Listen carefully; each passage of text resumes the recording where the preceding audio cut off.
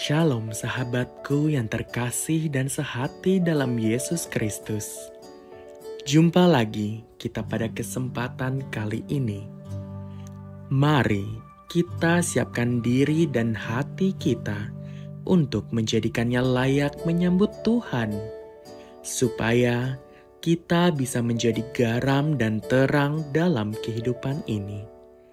Tentunya dengan bersama kita resapi Renungan Sabda Pendalaman Iman presented by BPK PKK KAJ. Bacaan dari Injil Markus bab 3 ayat 20 sampai 35. Kemudian Yesus masuk ke sebuah rumah. Orang banyak datang lagi berkerumun sehingga makan pun mereka tidak dapat. Waktu keluarganya mendengar hal itu, mereka datang hendak mengambil dia, sebab kata mereka, ia tidak waras lagi. Ahli-ahli Taurat yang datang dari Yerusalem berkata, ia kerasukan Beelzebul, dan dengan pemimpin setan ia mengusir setan. Yesus memanggil mereka lalu berkata kepada mereka dalam perumpamaan, bagaimana iblis dapat mengusir iblis? Kalau suatu kerajaan terpecah-pecah, kerajaan itu tidak dapat bertahan. Dan jika suatu rumah tangga terpecah-pecah, rumah tangga itu tidak dapat bertahan. Demikianlah juga kalau iblis berontak melawan dirinya sendiri, dan kalau ia terbagi-bagi, ia tidak dapat bertahan, melainkan sudahlah tiba kesudahannya. Tetapi tidak seorang pun dapat memasuki rumah seorang yang kuat untuk merampas harta bendanya apabila tidak diikatnya dahulu orang kuat itu. Sesudah itu barulah dapat ia merampok rumah itu. Sesungguhnya aku berkata kepadamu, semua dosa dan hujat apapun yang diucapkan anak-anak manusia akan diampuni. Tetapi siapa saja yang menghujat Roh Kudus tidak mendapat ampun selama-lamanya, melainkan bersalah karena berbuat dosa yang kekal. Ia berkata demikian karena mereka mengatakan bahwa ia kerasukan roh jahat. Lalu datanglah ibu dan saudara-saudara Yesus sementara mereka berdiri di luar. Mereka menyuruh orang memanggil dia. Ada orang banyak duduk mengelilingi dia. Mereka berkata kepadanya, lihat, ibu dan saudara-saudaramu ada di luar dan berusaha menemui engkau. Jawab Yesus kepada mereka, siapa ibuku dan siapa saudara-saudaraku? Ia melihat kepada orang-orang yang duduk di sekelilingnya itu dan berkata, inilah ibuku dan saudara-saudaraku. Siapa saja yang melakukan kehendak Allah, dialah saudaraku laki-laki, saudaraku perempuan, dan ibuku. Demikianlah Injil Tuhan. Bapak Ibu yang dikasihi Tuhan, kita bertemu lagi. Dalam bacaan hari ini ada dua perikop yang akan kita bahas tentang Yesus dan Beelzebul dan Yesus dan sanak saudaranya. Ketika Yesus sedang melayani orang-orang yang di rumahnya itu, sampai tidak bisa begitu makan karena begitu banyak orang yang datang untuk minta dilayani oleh Yesus, disembuhkan, dan mengalami kasih dan kuasa Tuhan.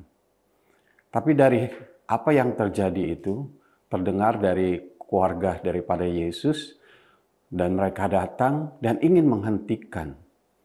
Apa yang terjadi, sampai mereka berkata, keluarga dan sanak saudara daripada Yesus berkata, engkau tidak begitu waras, karena memberikan waktunya dan tidak ada istirahat. Sehingga mereka mau menyetopkan dan menghentikan, meninggalkan orang-orang yang datang kepada Yesus. Apakah itu sikap yang baik dan benar? Dan Yesus berkata di ayat 35, siapakah yang saudaraku adalah orang yang melakukan kehendak Bapa. Dialah saudaraku. Kalau yang melakukan kehendak Bapa, pada saat Yesus melayani setiap umatnya, itu adalah daripada kehendak Bapa. Dan saudara-saudaranya, keluarganya ini yang datang untuk menghentikan kehendak Bapa, apakah itu yang dikatakan saudara? Kalau saudara pasti tahu dan mengenal apa yang Yesus sedang kerjakan, apa yang Yesus lakukan, itu bukan hanya untuk dirinya, tapi semuanya adalah kehendak Bapanya. Seharusnya keluarganya ini sebelum melakukan dan mengambil keputusan untuk menghentikan atau pelayanan daripada Yesus untuk orang-orang yang mencarinya, seharusnya mereka melakukan suatu discernment. Apakah ini kehendak Bapa atau ini kehendakku? Maksudnya baik saudara-saudaranya itu karena kasihan. Yesus tidak ada istirahat. Yesus perlu istirahat. Dan mereka katakan, kamu perlu istirahat. Maksud dan tujuannya untuk menolong dan menjaga Yesus. Tapi sesungguhnya mereka tidak melakukan apa yang kehendak Bapa sedang lakukan. Orang-orang yang membutuhkan Yesus, orang-orang yang membutuhkan lawatan kasih dan kuasa Yesus. Yang kedua, di ayat 22, ahli Taurat berkata kepada Yesus melakukan semua ini dengan kuasa Beelzebul. Bagaimana kuasa setan mengusir setan? Apakah hal itu benar? Apa maksud daripada ahli Taurat melakukan hal seperti itu? Karena mereka ada kepentingan. Mereka takut kalau pengikut nanti Yesus lebih banyak daripada pengikutnya. Dan banyak orang yang lebih percaya kepada Yesus. Sehingga mereka memberikan hal-hal yang buruk, menyampaikan hal-hal yang buruk kepada orang-orang. Pertanyaannya seperti ini. Apakah kuasa Yesus dan kuasa Beelzebul itu adalah sama? Yang pasti tidak. Kuasa Yesus itu lebih besar daripada kuasa setan. Dan kuasa Yesus untuk membawa damai dan persatuan. Sedangkan kuasa Beelzebul atau setan itu adalah untuk membuat perpecahan antara keluarga, antara pelayanan dan orang-orang sekitarnya. Jadi itu sangat berbeda sekali. Dan tujuan kuasa setan itu melakukan hal perpecahan adalah apa?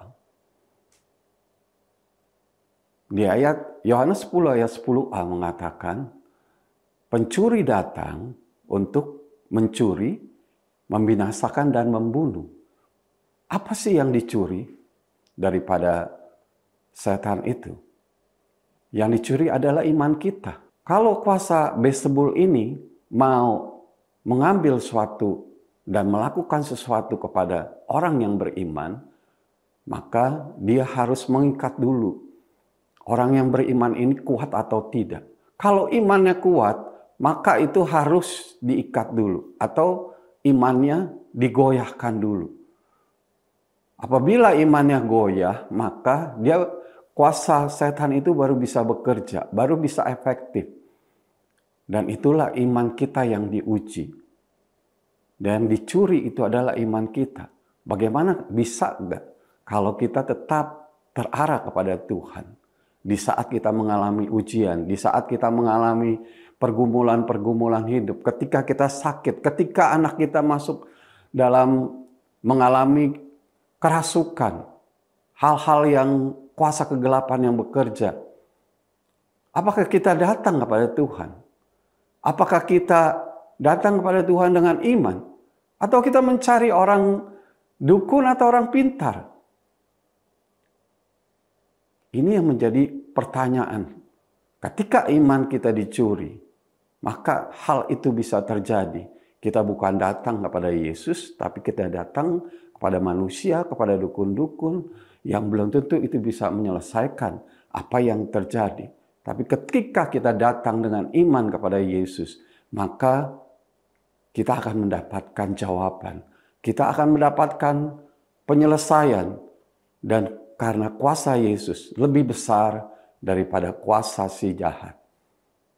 Roh yang ada di dalam kita itu lebih besar, lebih kuat daripada roh yang ada di dalam dunia ini. Ini yang harus kita ingat, iman kita harus terarah seperti itu. Yang kedua, apa yang dicuri oleh si jahat? Apa yang dibinasakan? Apa yang dibunuh? Yaitu status kita sebagai anak Allah. Orang percaya. Dan status kita, relasi kita kepada Tuhan. Kepada keluarga. Itu yang dibinasakan, itu yang dibunuh. Ketika status kita dengan Tuhan itu dibinasakan, dibunuh, maka kita tidak punya lagi relasi, kita tidak punya lagi status kita, maka iman kita akan terus digoyahkan. Kamu gak layak, kamu gak pantas, siapa kamu? Makin hari kita ditekan oleh itu.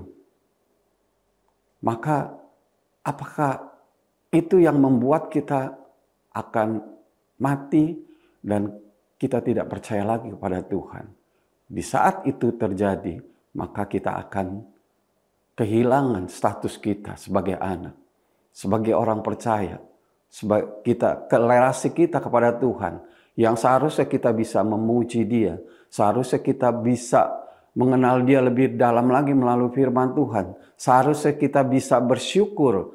Apapun yang kita alami, kita percaya jawaban hanya kepada Yesus.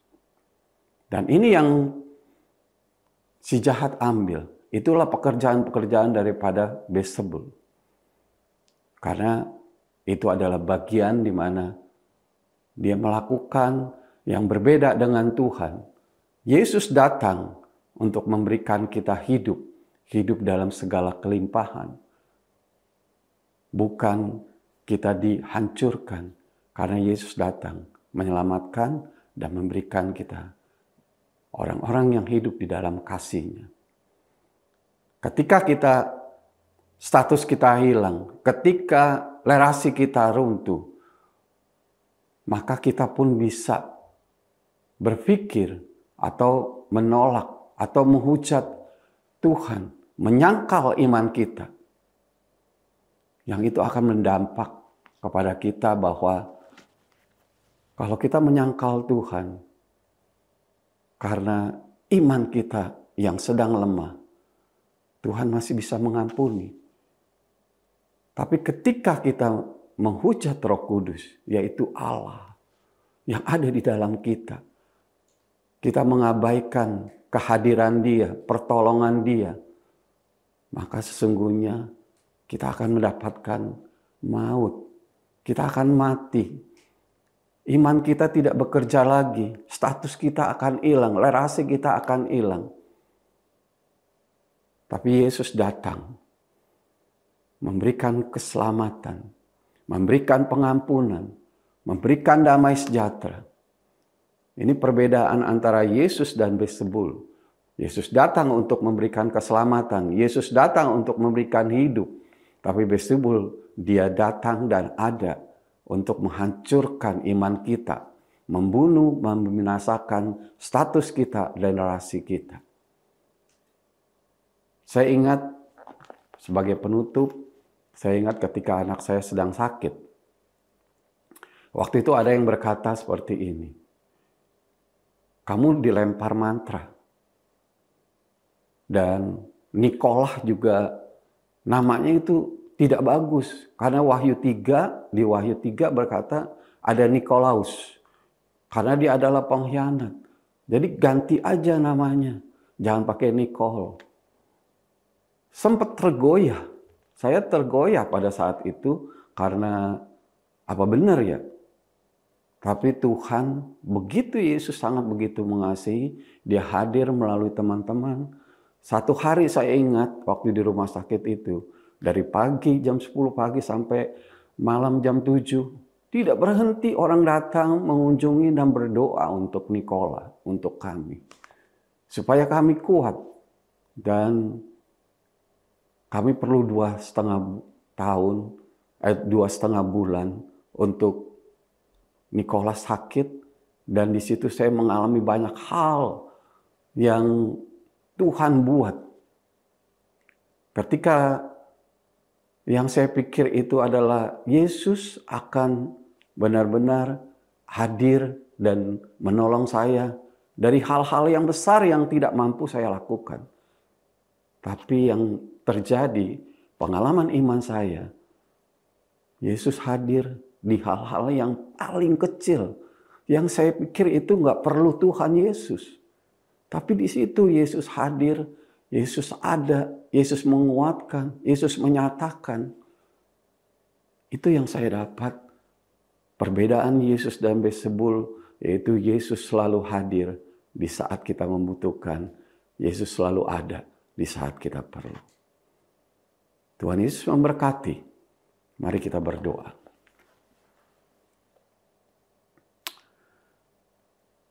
Dalam nama Bapa dan Putra dan Roh Kudus, amin. Bapa di dalam surga, kami sungguh bersyukur untuk kasih setia-Mu yang selalu baru. Terima kasih Tuhan untuk cinta-Mu. Terima kasih Tuhan untuk Engkau selalu mau hadir dalam seluruh kehidupan kami. Engkau menjaga kami dari hal-hal yang merusak relasi kami kepadamu. Dari kuasa-kuasa si jahat dan dunia ini yang mau membawa kami lepas daripadamu. Tapi Engkau Yesus Tuhan kami yang selalu menjaga, melindungi kami dan membawa kami untuk boleh mengalami kasih-Mu, anugerah-Mu, belas kasih-Mu dan kemurahan-Mu. Tuhan Yesus, biarlah anak-anak-Mu yang mendengarkan firman Tuhan hari ini boleh dikuatkan, boleh merasakan kalau Yesus adalah Tuhan yang selalu ada. Tuhan yang selalu menjaga. Tuhan yang tempat kami berharap dan jawaban ketika kami ada di dalam kesulitan. Ketika iman kami goyah. Ketika kami diganggu oleh si jahat. Didakwa. Agar kami tidak percaya lagi kepada Tuhan. Karena apa yang kami lihat, apa yang kami rasakan, apa yang kami terima, itu berbeda dengan apa yang Tuhan nyatakan. Terima kasih Tuhan, biarlah kasih karunia-Mu senantiasa menyertai kami dan memberkati kami. Di dalam nama Yesus Kristus, Tuhan dan Juru Selamat kami yang berkuasa, kini dan sepanjang segala masa. Amin. Dalam nama Bapa dan Putra dan Roh Kudus. Amin.